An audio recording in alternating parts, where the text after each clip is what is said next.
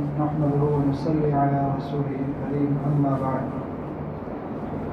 عن أبي هريرة رضي الله تعالى عنه أن النبي صلى الله عليه وسلم قال: من لم يدع قول الزور والعمل به فليس لله حاجة بأن يدع طعامه وشرابه، أو كما قال عليه الصلاة والسلام. حضرت ابو ہریرہ رضی اللہ تعالیٰ عنہ سے روایت ہے، وہ فرماتے ہیں کہ رسول اللہ صلی اللہ علیہ وسلم نے فرمایا کہ جو آدمی روزہ رکھ کر روزے میں بھی جھوٹ سے اور غیبت اور واہی تباہی کی باتیں یعنی لغو اور زائد باتیں نہ چھوڑے تو اللہ کو کچھ پرواہ نہیں کہ وہ کھانا چھوڑ دے یا پینا چھوڑ دے. میرے عزیزوں، ہم نے پچھلے دروس میں یہ چیز جانی تھی کہ روزہ جیسا فرض ہے ایسے اس کے مسائل کا سیکھنا بھی فرض ہے. کن چیزوں سے روزہ ٹوٹ جاتا ہے، کن چیزوں سے روزہ فاسد ہوتا ہے، کن سے کم از کم مکروہ ہوتا ہے، اور کون سے ایسے اعمال ہیں جن سے روزے کا ثواب ختم ہو جاتا ہے. سوائے بھوکے اور پیاسے رہنے کے اس شخص کو اور کچھ بھی فائدہ حاصل نہیں ہوتا. تو ان میں سے ایک عمل یہ ہے کہ اب جو شخص روزہ رکھ کر وقت گزاری کے لیے محفل اور مجلس لگا کر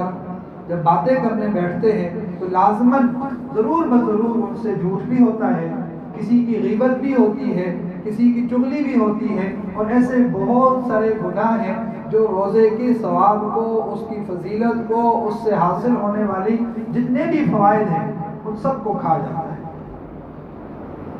تو ایسے ہر انسان کے لیے جو مسلمان ہے روزہ رکھتا ہے اس کے لیے جہاں ان چیزوں کا کھانا پینا چھوڑنا ضروری ہے، تو ایسے ہی بلکہ بعض علماء نے اس حدیث کی وجہ سے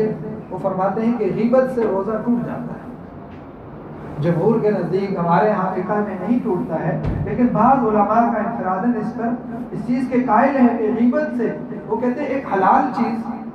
کھانا پینا اس سے اگر کسی کا روزہ ٹوٹ سکتا ہے تو غیبت جو اشد من الزنا بھی ہے، عام حالات میں بھی گناہ حرام ہے، رمضان میں پھر اس کا اور عمل بڑھ جاتا ہے، اس کی حرمت بڑھ جاتی ہے، اس سے کیوں نہیں روزہ ٹوٹتا ہے؟ انفرادی ہے، لیکن جمہور کے نزدیک مسئلہ یہی ہے کہ اب غیبت سے روزہ تو نہیں ٹوٹتا، لیکن وہ روزہ بھی نہیں رہتا،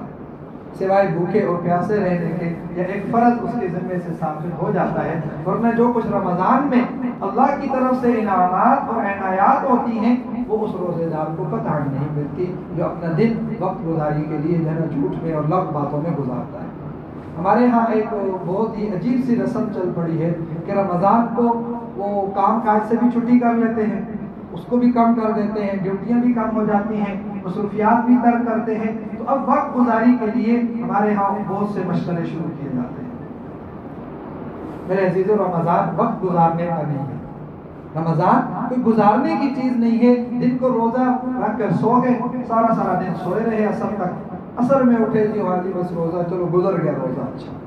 اور رات کے جو اعمال ہیں وہ تو روزہ نہیں ہے، اس میں وہ کھیل کود ہو رہی ہے، کوئی فلمیں دیکھ رہا ہے، کوئی ڈرامے دیکھ کر اپنے وقت گزار رہا ہے. میرے عزیزوں، وہ رات قرآن پڑھ کے بھی گزر سکتی ہے، وہ رات تلاوت کرتے ہوئے، ذکر اذکار کرتے ہوئے، حضور صلی اللہ علیہ وسلم کی محبت میں درود پڑھتے ہوئے بھی گزر سکتی ہے، اللہ کی یاد میں ذکر کرتے ہوئے بھی گزر سکتی ہے.